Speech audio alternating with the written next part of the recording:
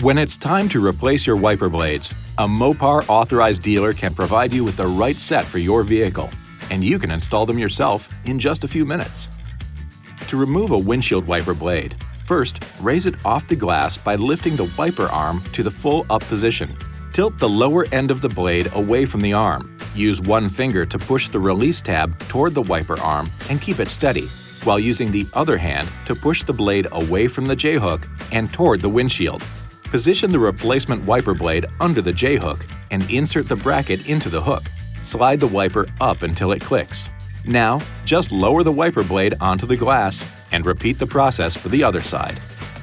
To replace the rear wiper blade, lift the pivot cap on the rear arm and then raise the arm off the glass.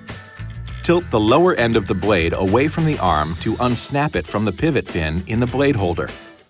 Install the replacement wiper blade's pivot pin into the blade holder and press the blade until it snaps into place. Finally, lower the wiper blade onto the glass and snap the pivot cap closed. This video is not intended to take the place of your owner's manual. For complete details and other important safety information, please see your owner's information.